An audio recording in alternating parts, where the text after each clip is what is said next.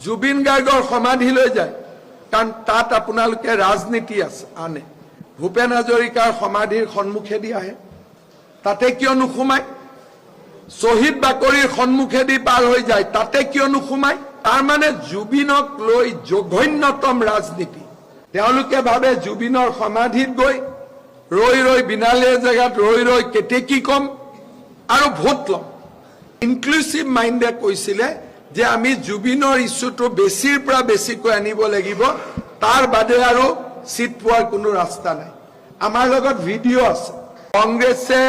কংগ্ৰেছে মেনিফেস্টোত জুবিন গাৰ্গৰ প্ৰসংগ টানি আনি পাপ কাম কৰিছে জুবিন গাৰ্গ আমাৰ হিয়াৰ আমঠু ভোটৰ কাৰণে জুবিন গাৰ্গক ব্যৱহাৰ কৰাতকৈ দুখজনক কথা একো থাকিব নোৱাৰে বিষয় ন্যায়ালয়ত আছে যোৱাকালি কংগ্ৰেছে টুইট কৰিছে ফাষ্ট ট্ৰেক কোৰ্ট কিয় হোৱা নাই কিন্তু তেওঁলোকে এইটো নাজানে যে ইতিমধ্যে ফাষ্ট ট্ৰেক কোৰ্টে কাম আৰম্ভ কৰিছে প্ৰতিদিনে শুনানি হৈছে মইতো বিচাৰো 3 মাহ নালাগে এই মাহতে এটা ভাল খবৰ আহিব মই মোৰ যেটো ধাৰণা যোৱাকালি মই যেটো প্ৰসিডিং শুনিছো কোৰ্টত মোৰ যেটো ধাৰণা যি ধৰণে বিচাৰপতি গৰাকীয়ে শুনা আৰম্ভ কৰিছে হয়তো জুবিনৰ জাজমেন্ট ন্যায় আহিবৰ কাৰণে আমাক 100 দিন নালাগে এতিয়া যদি আপোনালোকে যায় আজিও হিয়াৰিং চলি আছে day to day this matter may come to N and হয়তো এমাহৰ ভিতৰতে সকলো শেষ হৈ যাব যেটো ধৰণে হিয়াৰিং যোৱাকালিৰ পৰা আৰম্ভ হৈছে আপোনালোকে কোৰ্টত বহিলে গম পাব কিন্তু কোৰ্টত কেতিয়া জাজমেন্ট কেনেকে হ'ব চৰকাৰে কেনেকে ক'ব মোক আপোনালোকে কওক চৰকাৰে কি কৰিব পাৰে ফাষ্ট ট্ৰেক কোৰ্ট কৰিব পাৰে চৰকাৰে উকিল দিব পাৰে চৰকাৰে তো জাজমেন্ট লিখিব নোৱাৰে গতিকে কংগ্ৰেছে যেটো কাম কৰিব নোৱাৰে অকল মাত্ৰ অসমীয়া মানুহৰ আবেগক চুই যাবলৈ জুবিন গাৰ্গৰ প্ৰসংগ ইলেকশন মেনিফেস্টোত আনি কংগ্ৰেছে এক অক্ষমনীয় অপৰাধ কৰিছে আজি কংগ্ৰেছে কাক আনিছে যিজন মল্লিকাৰ্জুন খাৰগে ভূপেন হাজৰিকাক অপমান কৰিলে আৰু জুবিন গাৰ্গক জুবিন মাৰ্গ বুলি কৈ অপমান কৰিলে তেওঁ কি আমাক ন্যায় দিব যিজন মল্লিকাৰ্জুন খাৰগে অসমত সেমিকন্ডাক্টৰত কাম কৰা মানুহ নাই বুলি অসমৰ যুৱক যুৱতীক অপমান কৰিলে তেওঁ কি জুবিন গাৰ্গক ন্যায় দিব আজি মই কংগ্ৰেছৰ নেতাসকলক প্ৰশ্ন কৰো যে আপোনালোকে বিমানেৰে আহে জুবিন গাৰ্গৰ সমাধিলৈ যায় কাৰণ তাত আপোনালোকে ৰাজনীতি আছে আনে ভূপেন হাজৰিকাৰ সমাধিৰ সন্মুখেদি আহে তাতে কিয় নুখুমায় শহীদ বাকৰিৰ সন্মুখেদি পাৰ হৈ যায় তাতে কিয় নুখুমায়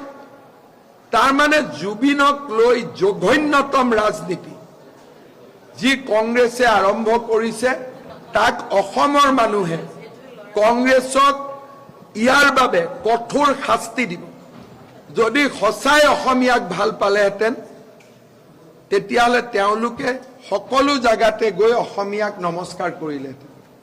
তেওঁলোকে ভাবে জুবিনৰ সমাধিত গৈ ৰৈ বিনালে জেগাত ৰৈ কেতেকি কম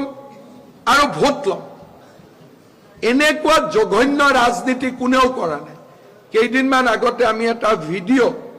আপোনালোকক দিছিলো আপোনালোকে চাব সোশ্যাল মিডিয়াত আছে ইনক্লুসিভ মাইন্ডে তেওঁলোকে ষ্টাৰবাকত বহি এখন মিটিং কৰিছিল মিটিঙৰ ভিডিও অডিওটো ইমান ক্লিন নহয় কিন্তু সিস্টেমৰ জৰিয়তে শুনিব পাৰে ইনক্লুসিভ মাইন্ডে কৈছিলে যে আমি জুবিনৰ ইস্যুটো বেছিৰ পৰা বেছিকৈ আনিব লাগিব তাৰ বাদে আৰু সিট পোৱাৰ কোনো ৰাস্তা নাই আমাৰ লগত ভিডিও আছে তেওঁলোকৰ লগত থকা মানুহে আমাক ভিডিও কৰি ভিডিও দিছে আৰু এই ভিডিওটো সোশ্যাল মিডিয়াত অলৰেডি আছে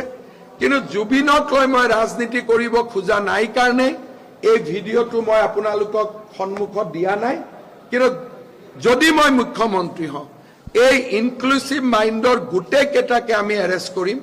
যে এনেকুৱা ঘৃণনীয় ষড়যন্ত্ৰ আপোনালোকে কিয় কৰিছে। কিন্তু আজি মই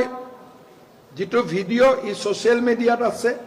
কিন্তু মই দেখুৱাব খোজা নাই, কাৰণ মই প্ৰথম দিনাই কৈছিলোঁ যে জুবিনৰ সমাধিত মুখ্যমন্ত্ৰীৰ শপত লৈ মই যাম।